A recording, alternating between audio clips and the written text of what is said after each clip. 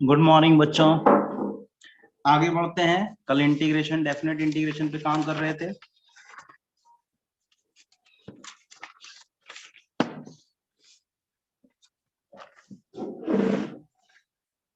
शुरू करते हैं।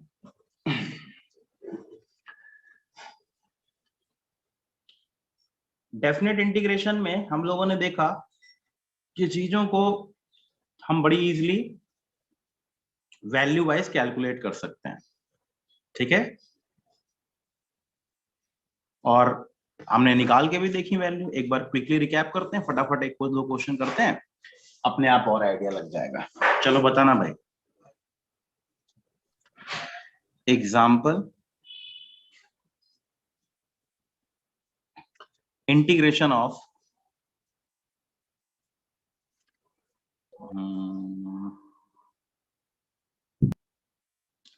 X square plus x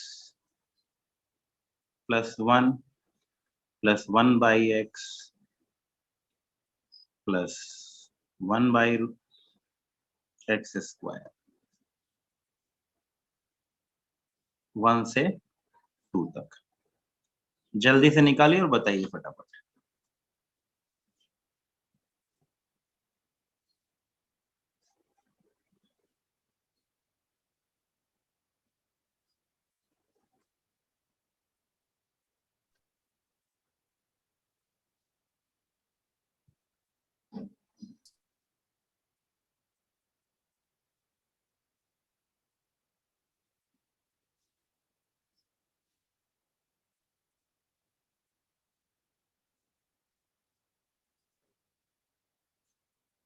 value है, कल डिस्कस कर ही लिया था हम लोगों ने।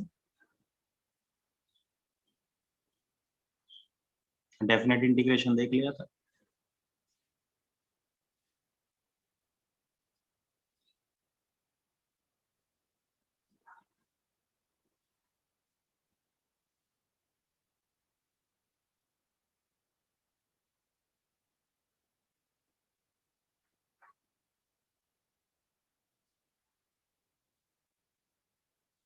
ठीक है।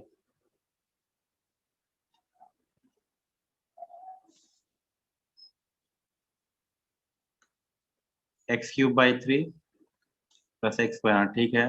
वैल्यू अब तो आ जाएगी plus x plus l n x minus 1 by x 1 से 2 तक।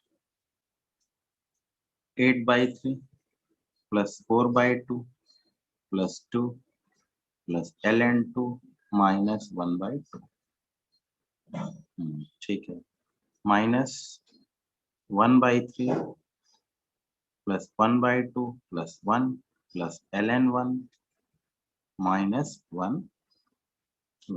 वैल्यू पुट कर लीजिए, आंसर आ जाएगा, ठीक है।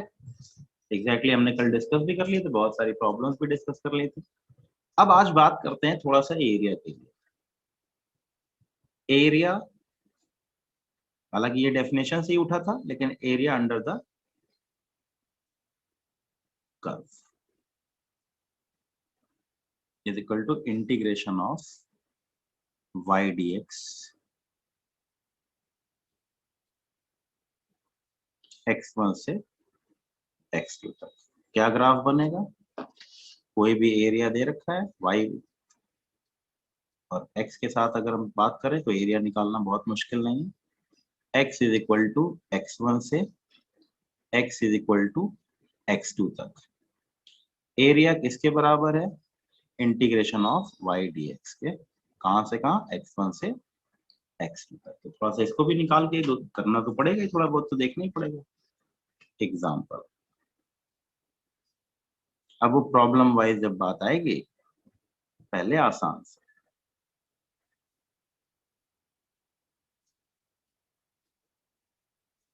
यहां तक एरिया बताना है,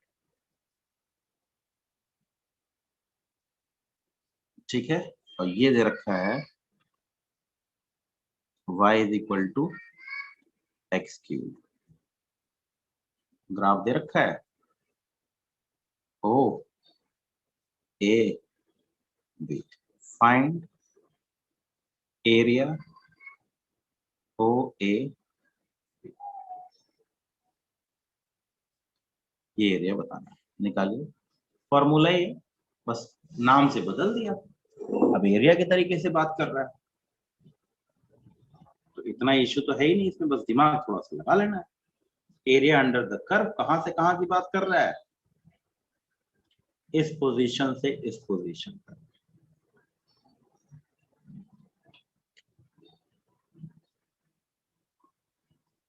ठीक है, पक्का आ ही गया, गुड। मुद्दा क्या है समझ में आ ही रहा होगा ना, कुल मिला के इंटीग्रेट करना है।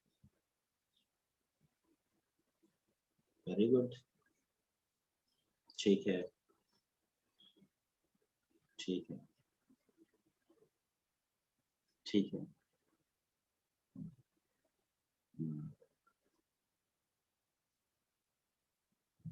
गुड गुड गुड, चलो सबका आंसर भी आ गया होगा, आसान सा आंसर है। कई लोगों का 4 आ रहा है, किसी का 15/4 आ रहा है। Integration of x cube D x 0 से 2 तक, दैट इज एक्स की पावर 4/4, लिमिट लग गई 0 से 2 तक, 2 के power 4/4 minus 0, answer is 4।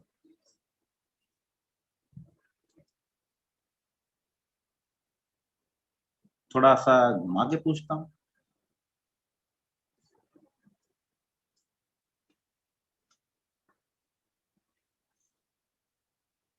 y बराबर x9,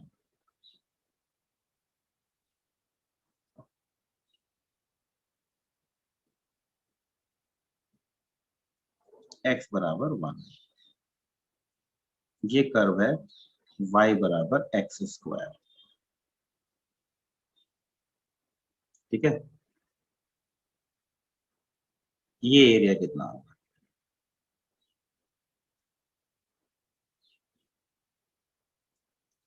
ये एरिया कितना है,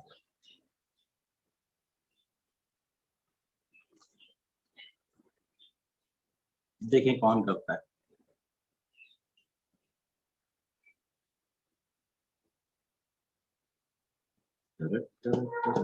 कैसे निकालोगे ये एरिया, चलो निकालो फिर देखते हैं, फिर मैं बताऊंगा क्या तरीका है। आंसर भी आ गया 1/6, ठीक है।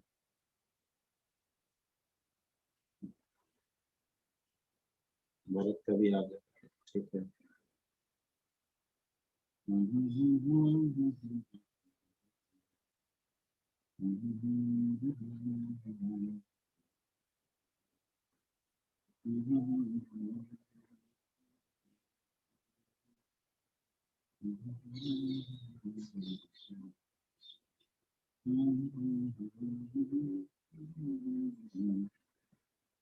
ठीक है, सबका आंसर आ गया, ठीक है।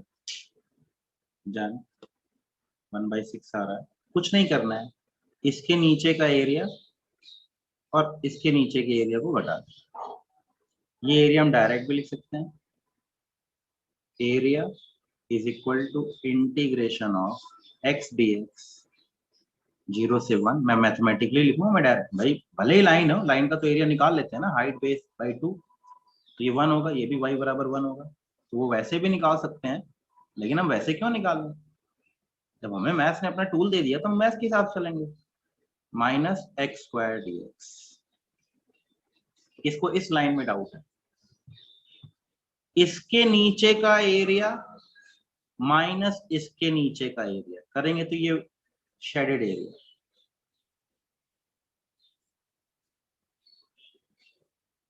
आया समझ में, आगे गेम तो आसान सा है, 0 से 1 तक की बात हो रही है, x²/2 -x³/4, 0 से 1, that equals to 1/2 -1/3 -0 -0, ये 3 - 2 1/6, 1/6 is correct answer। क्लियर हुआ कुछ,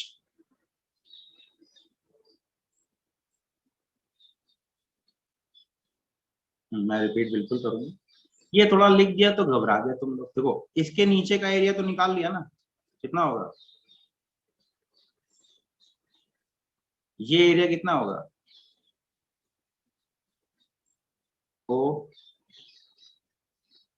ए, नाम मत लिखो। ये नीचे वाला एरिया कितना होगा? ये एरिया ए है, ये वाला एरिया A1 है।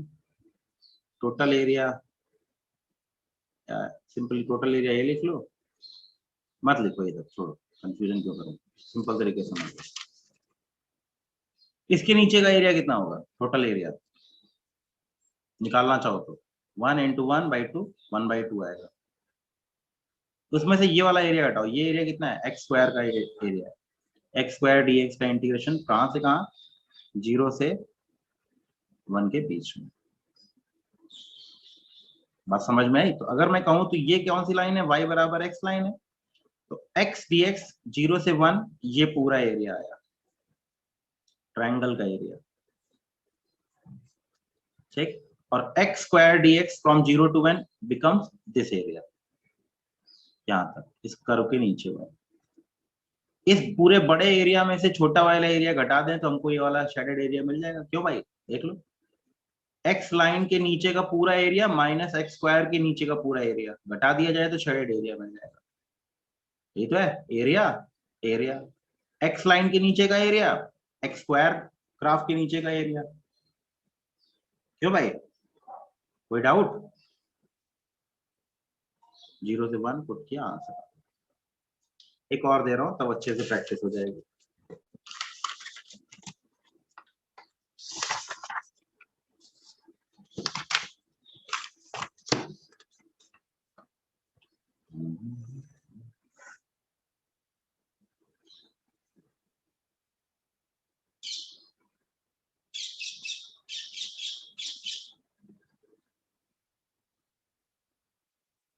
ये दे रखा है, ये एरिया पूछ रहा है भाई। सिंपल एरिया निकलवा के इंटीग्रेट कराने का क्या फायदा? मैं तो शेडेड एरिया पूछूंगा दिमाग से। बताइए, अब मुझे लगता है हो जाएगा ना बेटे? चलो करो, अब देखो आता है क्या आंसर।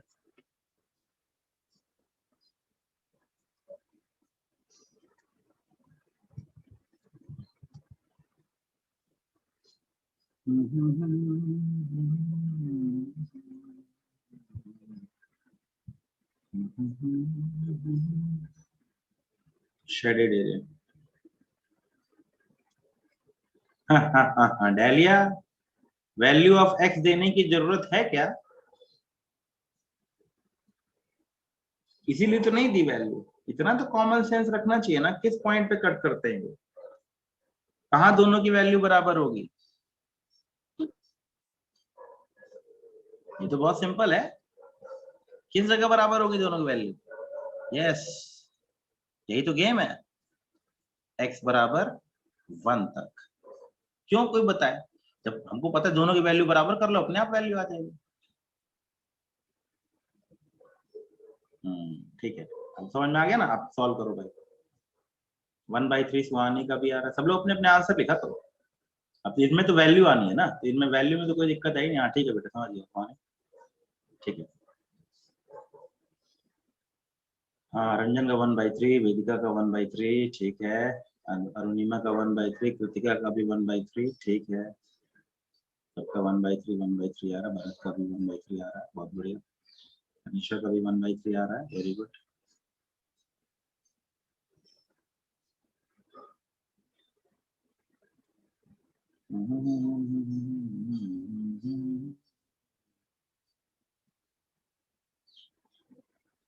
सुधांशु का भी आ रहा है, सब पांडे, शिवांशु पांडे, सुधांशु पांडे, दोनों पांडे भाई बंधु हैं क्या? पांडे जी, चुलबुल पांडे, ठीक है। शेडेड एरिया, ये रूट एक्स है। रूट एक्स के नीचे का एरिया माइनस एक्स स्क्वायर का एरिया, रूट एक्स dx 0 से 1 माइनस एक्स स्क्वायर dx 0 से 1। रूट एक्स का इंटीग्रेशन एक्स की पावर 1/2 का 3/2 अपॉन 3/2 0 से 1 माइनस एक्स क्यूब बाई 3 0 से 1, ये 1 हो गया तो ये 2 by 3 minus 0 minus 1 by 3 minus 0, answer is 1 by 3। Clear हो गया?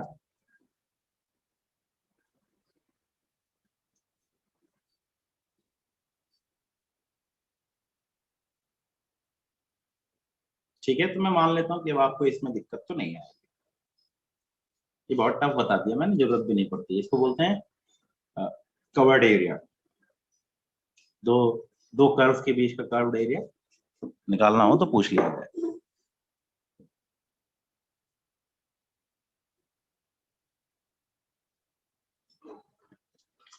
अब आती है बात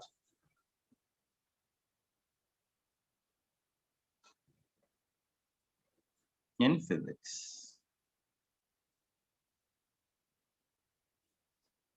if dy by dx is equal to function of x, तो लिखा जा सकता है dy is equal to function of x dx। x1 पे इसकी वैल्यू y1 थी, इस पे x2 की वैल्यू y2 थी। तो पहला गेम तो ये काफी ज्यादा यूजफुल, यही करना है मेनली, टूल अप्लाई करना है। कोई इंटीग्रेशन करके आपसे नहीं पूछेगा, आपको उसको अप्लाई करने का गेम पता होना चाहिए। तो अप्लाई कैसे करेंगे? आप डिफरेंशियल फॉर्म को किसमें कन्वर्ट कर देंगे?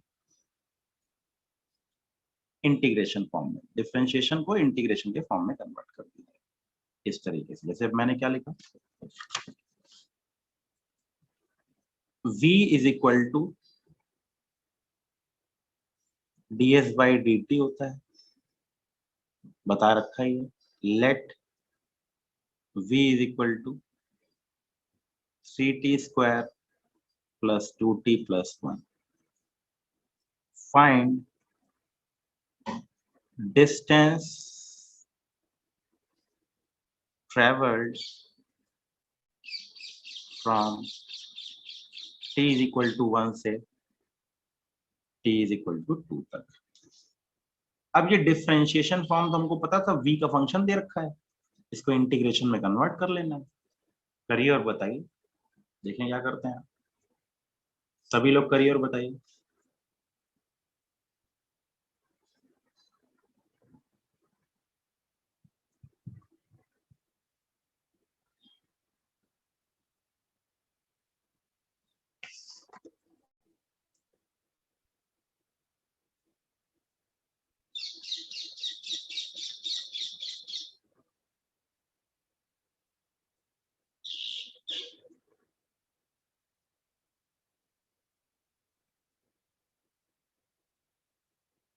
चैन आ गया भाई, दीप्ति रंजन का भी आंसर भी आ गया, अच्छी बात है।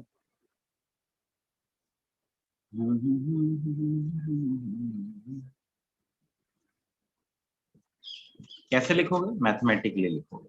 कैसे? ds बाई डी टी, एक तरफ का फंक्शन एक तरफ ले जाना। हाँ देखते हैं, 3t square plus 2t plus 1। अलग अलग दोनों तरफ वेरिएबल उठा लेंगे अपने अपने। एक तरफ एक वेरिएबल, दूसरी तरफ दूसरा वेरिएबल। एक तरफ वेरिएबल आ गया dt वाला, एक तरफ आ गया वेरिएबल ds वाला। अब इसको देख के क्या लग रहा है, इधर भी ds है इधर भी dt है। ऐसे क्वेश्चन को सॉल्व करने के लिए क्या करना है? करस्पॉन्डिंग लिमिट्स लगेंगे। लिमिट्स कैसे? जब समय था 0 तो डिस्टेंस थी 0, जब समय हुआ t तो डिस्टेंस हुई s, या जो समय हुआ सिंपल। लेकिन हमें तो लिमिट क्या लगानी है? From t is equal to 1 से t इज इक्वल टू 2 के बीच में। तो ds, ये जनरल नियम है 0 पे, ds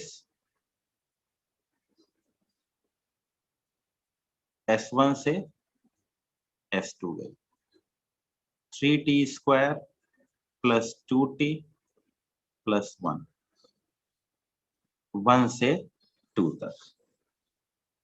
इंटीग्रेट कर लिया इसको, तो s लिमिट लगी s1 से s2 तक, T cube plus T square plus T, limit लगी 1 से 2 तक। तो ये आ गया 8 plus 4 plus 2 minus 1 plus 1 plus 1, 8 4 12 तो 14 minus 11, s2 minus s1 is equal to 11। Distance from 1 to 2, s बराबर s2 माइनस s1 बराबर 11। अब इसको देख के समझिए मैंने क्या किया।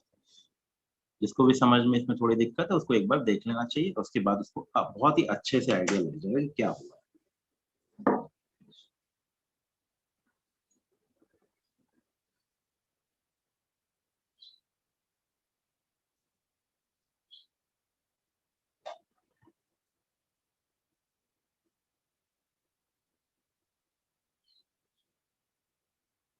ठीक है,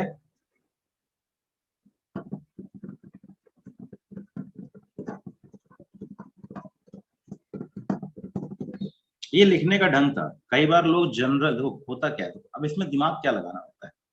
जब जनरल वैल्यू पूछे तो हम इसको जनरल वैल्यू भी निकाल सकते हैं। 0 से t के बीच में जनरल मतलब इस टाइम पे इसकी वैल्यू कितनी है। इसको दूसरे तरीके से लिखते हैं तो ये क्या बन जाएगा, s बराबर T cube plus T square plus कब, ये है डिस्टेंस का फंक्शन। जब समय 1 था तो डिस्टेंस कितनी थी,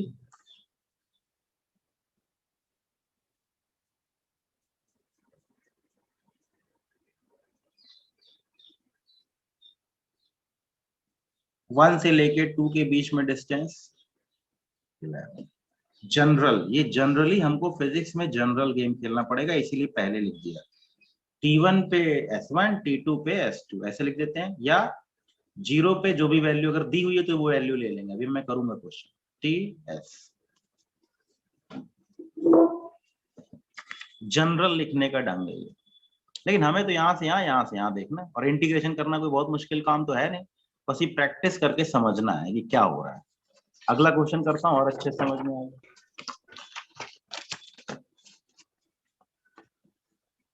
एग्जाम्पल, लिमिट का ध्यान रखना है, इसमें गेम केवल लिमिट का है। एग्जाम्पल, एक्सेलरेशन ए की वैल्यू होती है dv बाई dt, ध्यान रखिएगा। At t is equal to 0, a की वैल्यू दे रखी है 6t plus 2। At t is equal to, ये भी कांस्टेंट नहीं, ये भी फंक्शन दे रखा है। At t is equal to 0 velocity is equal to 10 है। Find velocity at t is equal to 2। पहले आप एक बार ट्राई करेंगे, दिमाग लगाएंगे, फिर उसके बाद मैं आपको बताऊंगा क्या करना है इसमें। करिए और बताइए।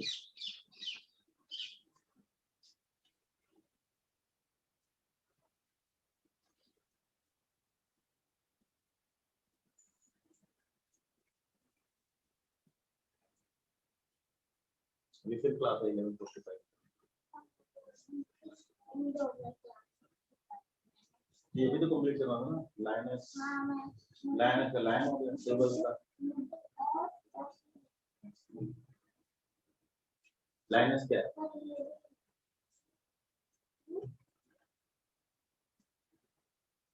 Neutral gender, masculine gender, feminine gender, common gender है, एंड फॉर न्यूट्रल कौन कौन है।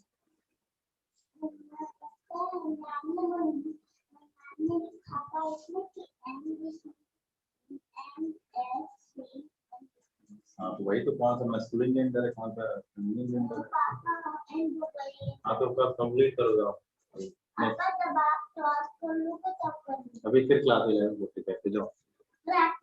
अभी 11:45 पे क्लास हो जाओ पहले। कोई बात कैसे नहीं, निकल लो, निकल लो।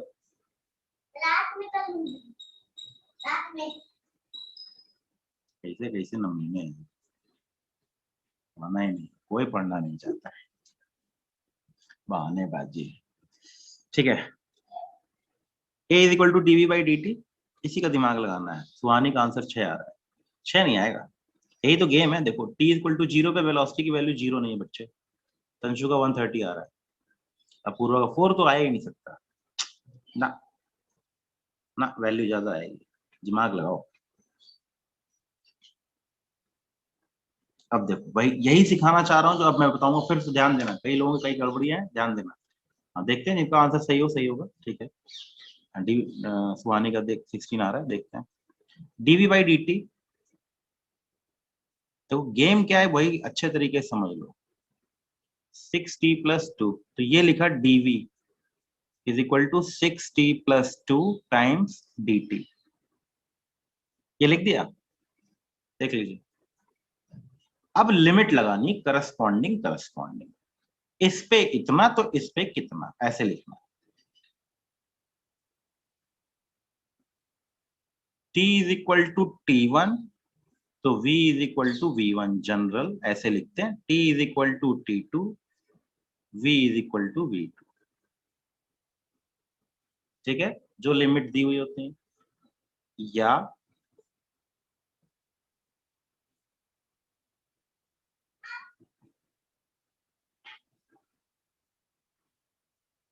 t इज इक्वल टू 0 पे v की वैल्यू 10 है, t is equal to t पे v की वैल्यू v, जनरल टाइम पे जनरल वैल्यू लेके चलेंगे। लेकिन और भी तरीका है, हमको तो 2 पे चाहिए ना, तो हम डायरेक्ट ना कर लें, dv is equal to 6t+2, लेकिन ये है स्टैंडर्ड मेथड। स्टैंडर्ड हमेशा जनरल वैल्यू निकाल के गेम खेलने में ज्यादा फायदा होता है। जनरल वैल्यू, जनरल वैल्यू है, ठीक है, ध्यान रखना है।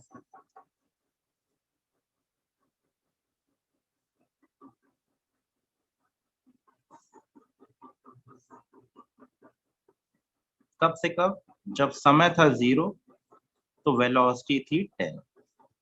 कब पूछ रहा है? जब समय हुआ 2 तो वेलोसिटी हुई कितनी, यही निकालना। बात समझ में आई? कई तरीके लिखने के। देखो ये तो जनरल मेथड है, ये तो कायदे का नियम कहता है। जब समय था t1 तो वेलोसिटी थी v1, करस्पॉन्डिंग, समझ में आई बात? इस समय पे ये वैल्यू कितनी थी, इस समय पे ये वैल्यू कितनी थी, यही ध्यान रखना है। वो बिना लिमिट दिए काम नहीं चलेगा। देखो उसने बता दिया चुपचाप, धीरे से क्वेश्चन में लिखा उसने, क्या लिखा? जब समय था 0 तो वेलोसिटी थी 10, तो उसने बोला कि जब समय था 0 तो वेलोसिटी थी 10, जब समय था 0 तो वेलोसिटी थी 10। जनरल समय जब हुआ t तो वेलोसिटी हो गई v, जब जनरल समय हुआ t तो वेलोसिटी हो गई v।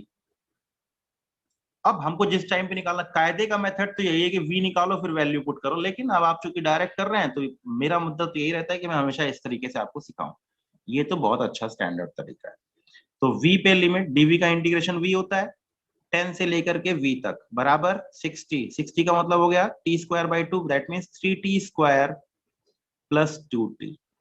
कब से कब? जब समय हो गया 0 से लेके t, यहां आ गया v-10 बराबर 3t² plus 2t।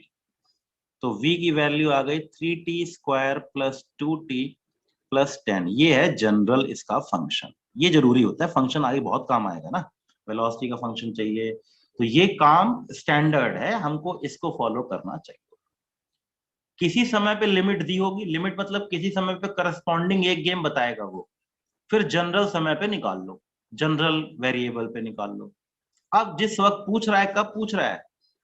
Eight t is equal to 2, तो v इज इक्वल टू हो गया 3 × 4 प्लस 2 × 2 प्लस 10, 12 2 12 4 16 + 26, आंसर इज 26। वो यहां से भी निकलेगा, v का फंक्शन मिल गया, इसमें टाइम पुट कर दो, अपने आप वैल्यू मिल जाएगी, यहां से भी मिलेगा।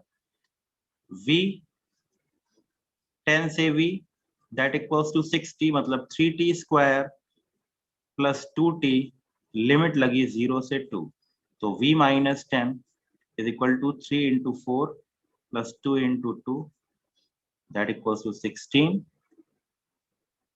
बड़ा सोच के देखो बेटे।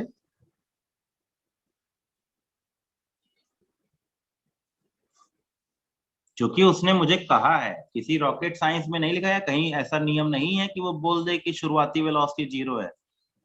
ये कहाँ का नियम है कि शुरुआती वेलोसिटी जीरो है?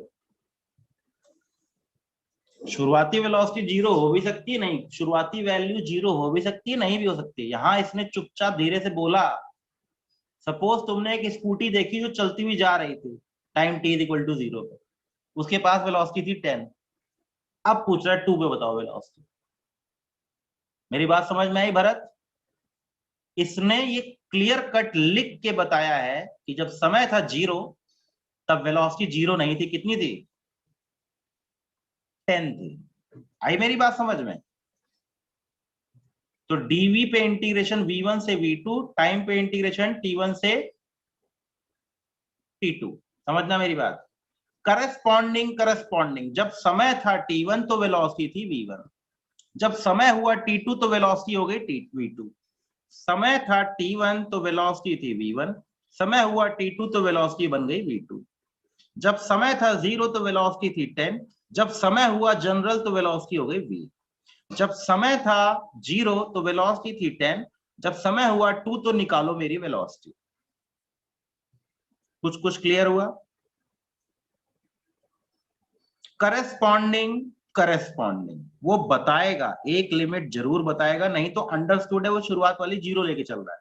जैसे डिस्टेंस हम मान सकते हैं कि शुरुआत में जीरो थी, बट हम वेलोसिटी को जीरो नहीं मान सकते कभी।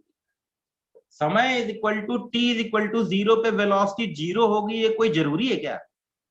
मैंने कहा तो स्कूटी चलते जा रही है, आपने घड़ी तब उसकी स्टार्ट की और तब चेक किया, तो time t equal to zero पे तो उसके पास वेलोसिटी थी ना, जीरो थोड़ी थी। मेरी बात समझ में आई कुछ कुछ? तो इस पॉइंट को क्लियर रखना है कि जब वो वैल्यू बताएगा, अभी करते हैं बेटे, निशा बता रहा हूं बेटे, मैं वहां आऊंगा, पहले मैं जो बताना चाह रहा हूं वो सीखो। जब समय की बात करें, आपको फंक्शन दे देगा, आप उसको इंटीग्रेशन फॉर्म में लिख भी लेंगे। लिमिट लगाते वक्त ध्यान क्या रखना है? Corresponding corresponding corresponding corresponding corresponding मतलब इस समय पे t इतना था तो इस समय पे वेलोसिटी इतनी थी, इस समय पे t इतना था तो वेलोसिटी इतनी थी। यही गेम खेलना है। t1 पे v1, t2 पे v2, उसको मैंने जनरल फॉर्म में लिखा। जब समय था जीरो तो वेलोसिटी हो गई 10, जब समय हुआ t तो वेलोसिटी हो गई v। डिस्टेंस में हम जीरो से लेके एस तक ले लेते हैं, क्यों ले लेते हैं? क्योंकि शुरुआत की डिस्टेंस हम जीरो मान सकते हैं। शुरुआत कब हुई? जीरो डिस्टेंस से इस डिस्टेंस तक गया, तो distance can be considered as initially zero, but velocity may or may not be zero. S may consider zero at t is equal to zero, but V can't be considered zero until given। इसको देना पड़ेगा। अब आया था आपके integration वाले factor पे। चलो, dv is equal to 6t plus 2 का इंटीग्रेशन। 6t का इंटीग्रेशन क्या हो जाएगा? t का इंटीग्रेशन, t स्क्वायर बाई 2, तो 6 into T square by 2 becomes 3t square. 2 का डिफरेंट इंटीग्रेशन 2t। अब लिमिट लगा दी, जब समय था जीरो वेलोसिटी 10, जब समय हुआ 2 तो वेलोसिटी निकालनी है। समय हुआ जीरो तो वेलोसिटी 10, जब समय हुआ 2 तो वेलोसिटी निकालो। सॉल्व किया, आंसर आ गया। निशा क्लियर हुआ बेटे? स्टेप क्लियर हुआ? कैसे आया निशा?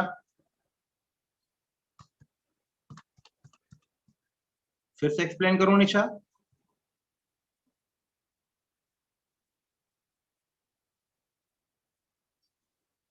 ये सर एक्सप्लेन करने वाला है, चलो मैं एक्सप्लेन करता हूं, ध्यान दीजिए। एक और एग्जांपल लेता हूं, उससे अच्छे से और क्लियर होगा। क्लियर हो गया? ठीक है निशा, ठीक है। अब देखो मैं अगला दे रहा हूं, ध्यान से दिमाग लगा के चलना। Example,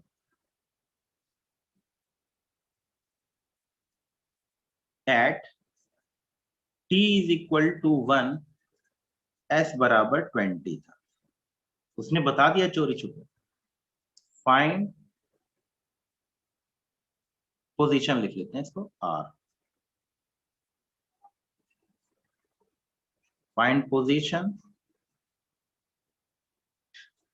r at t is equal to 3. If v is given as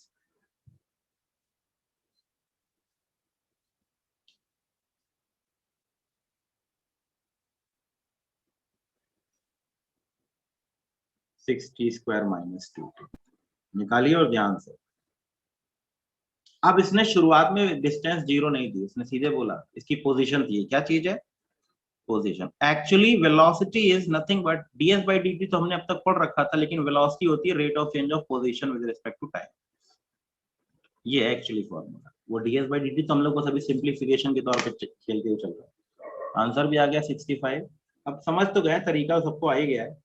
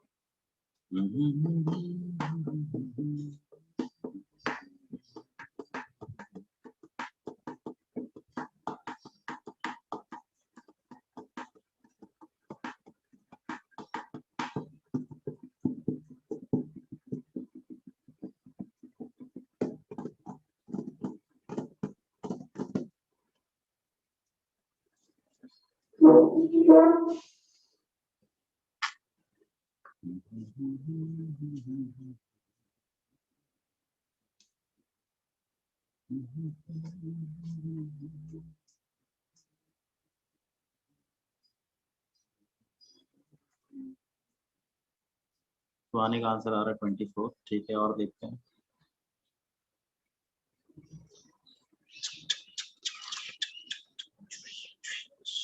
निकालते रहिए, मैं करता हूँ आगे। dr by dt is equal to 6t square minus 2t. तो dr is equal to 6t square minus 2t dt। Limit लगाई, जब समय था 1 तो r था 20, जब समय हुआ 3 तो r की वैल्यू बताओ। सभी का आंसर आ गया, बहुत बढ़िया। ये बन जाएगा r